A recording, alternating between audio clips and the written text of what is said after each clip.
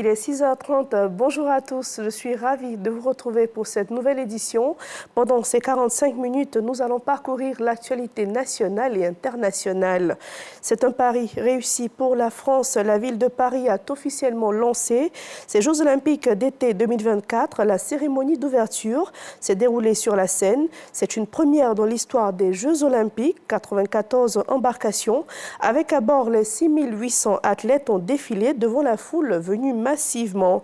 Des défilés de mode, des concerts ont meublé la cérémonie, des prestations d'artistes tels que Lady Gaga, Aya Nakamura ou encore Céline Dion. Pour ces spectacles, ce sont près de 80 écrans géants qui ont été installés sur les quais à destination des quelques 320 000 spectateurs. En soirée, ce sont Marie-Josée Pérec et Teddy Riner, les derniers relayeurs de la flamme qui ont allumé la vasque olympique. On le disait, les Jeux olympiques d'été 2024 ont été ouverts hier à Paris. Le chef du gouvernement ivoirien est aussi dans la capitale parisienne où il représente le président de la République, Alassane Ouattara. Quelques heures avant le lancement des festivités, Robert Begré-Mambé a été reçu au palais de l'Élysée par le président français Emmanuel Macron. Suivons le reportage de nos envoyés spéciaux Alexis Ouedraogo et Adam Akeri. Pour ce jour de fête à Paris, le palais de l'Élysée arbore les anneaux olympiques. Le président français Emmanuel Macron et son épouse reçoivent une centaine de chefs d'État et de gouvernement en amont de la cérémonie d'ouverture. Parmi eux, le Premier ministre Robert Begré-Mambé représentant le chef de l'État Alassane Ouattara.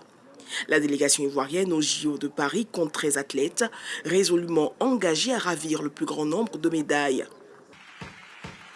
Bien avant jeudi, le président français et le président du Comité international olympique ont accueilli le sommet sport pour le développement durable au Palais du Louvre.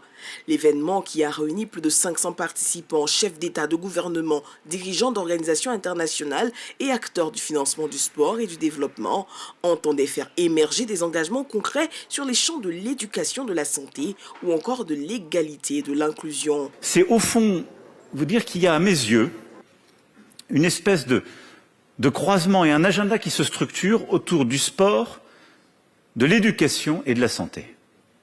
Et que c'est dans ce croisement qu'on peut vraiment développer des synergies entre les choses qui existent déjà et être beaucoup plus efficace dans les pays européens et occidentaux, mais pour lutter aussi contre les inégalités que vous avez décrites. Une vision dans laquelle s'inscrit la Côte d'Ivoire, championne d'Afrique. Parlons de coopération France-Côte d'Ivoire de chevalier dans l'ordre national français en 2017. Le général Wagondo Diomandé vient de recevoir une nouvelle distinction. Il a reçu de l'ambassade française la médaille d'officier de la Légion d'honneur, la plus haute distinction française.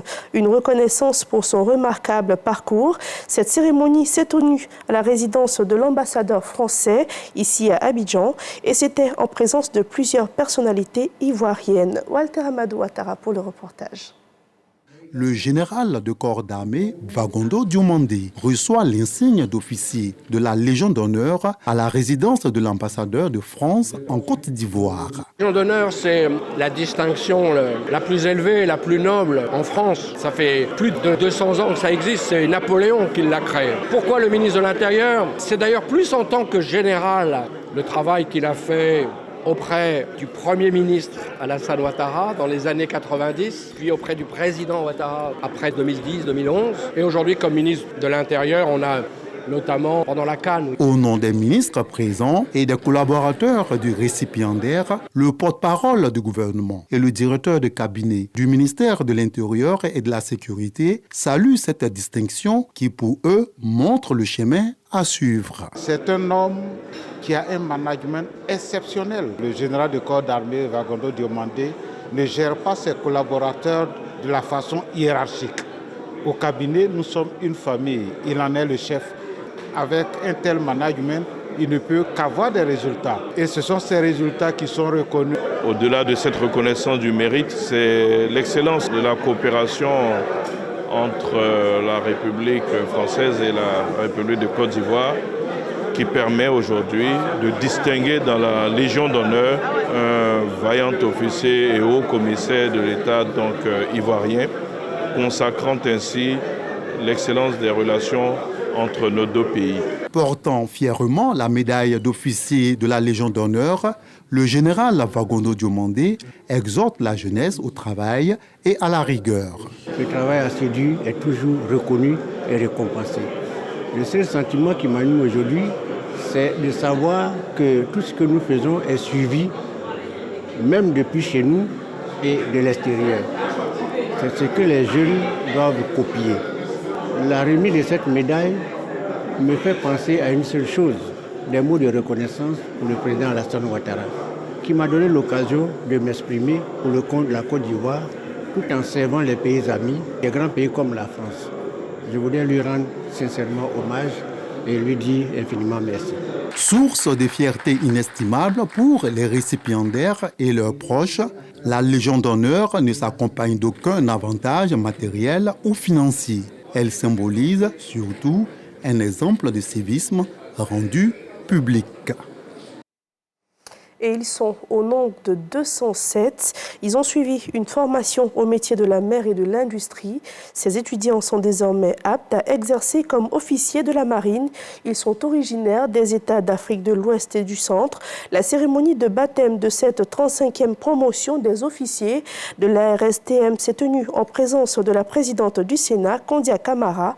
Le récit de Dangui Dangui. Passage de flambeau, pose d'épaulettes, baptême. La sortie de la 35e promotion des élèves officiers de l'Académie régionale des sciences et techniques de la mer, ARSTM, a tenu sa promesse d'être un moment historique pour cette académie régionale et émouvant pour ses diplômés entourés de parents et amis. Depuis 2019, ici, ça fait maintenant 5 ans, je sors avec un master en logistique transport. J'espère qu'à la sortie de ça, je vais avoir un bon travail. La RSTM confirme ainsi son statut d'institution de référence et d'excellence face aux enjeux maritimes mondiaux. La promotion sortante est composée de 207 étudiants dans les spécialités suivantes. Master École supérieure de transport maritime, 87 élèves. Master en gestion portuaire et maritime. Master en logistique et transport. Licence professionnelle en transport maritime et logistique, avec 3 options, port, manutention, transport multimodal et transit, consignation, armement.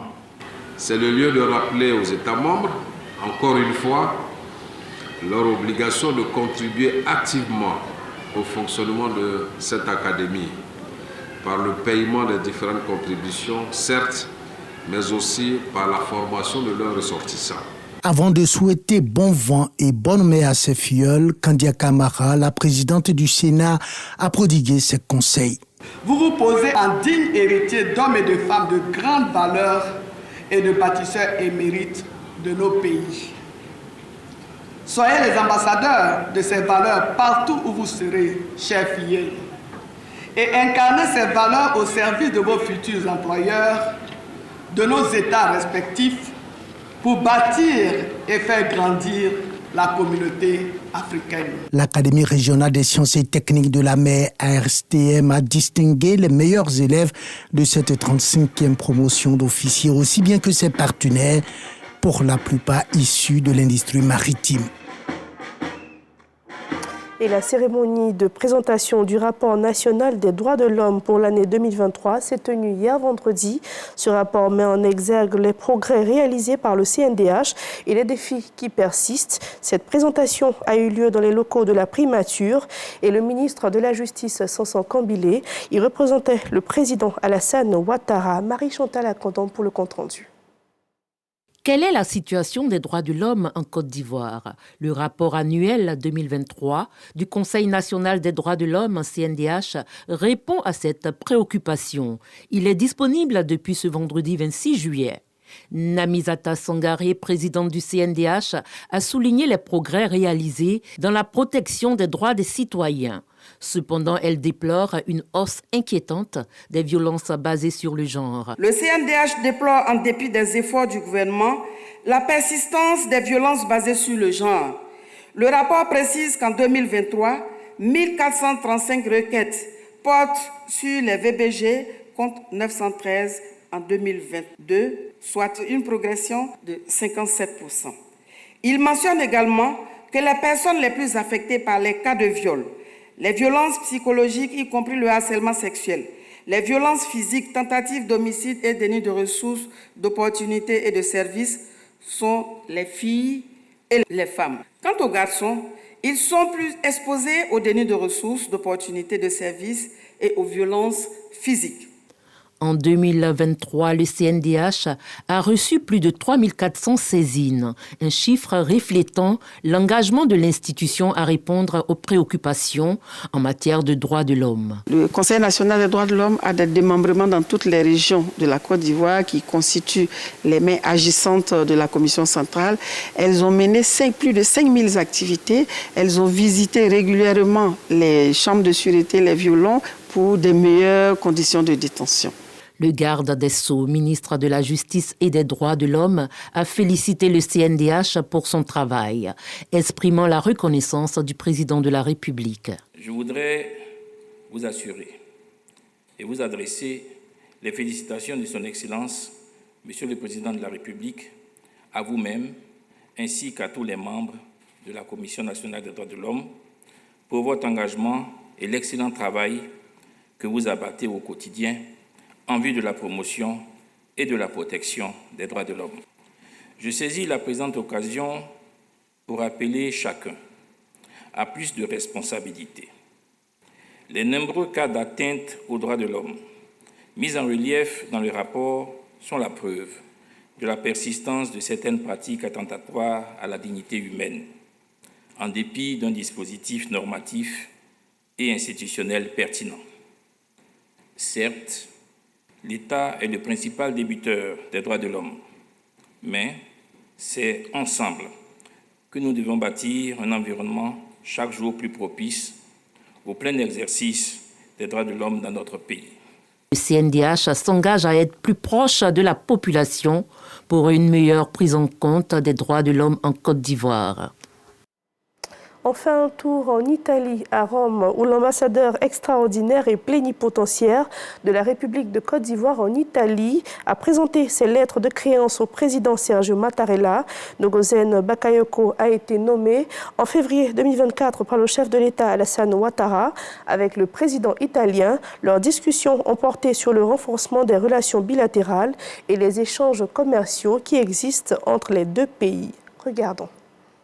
L'ambassadeur Nogozène Bakayoko prend officiellement fonction à la chancellerie ivoirienne basée en Italie. Nommé le 14 février 2024 par le président de la République Alassane Ouattara, la diplomate a présenté ses lettres de créance au président italien Sergio Mattarella en qualité d'ambassadeur extraordinaire et plénipotentiaire de la République de Côte d'Ivoire en Italie. Au palais du Quirinal à Rome, Nogozène Bakayoko et Sergio Mattarella ont évoqué l'excellente relation diplomatique qu'entretient la Côte d'Ivoire et l'Italie. Des relations qu'il faudrait renforcer selon les deux personnalités. Nogozène Bakayoko est le 11e ambassadeur de nationalité ivoirienne affecté dans le pays. La circonscription diplomatique de l'ambassade de Côte d'Ivoire en Italie couvre plusieurs autres pays comme l'Albanie, la Bulgarie et aussi la Grèce.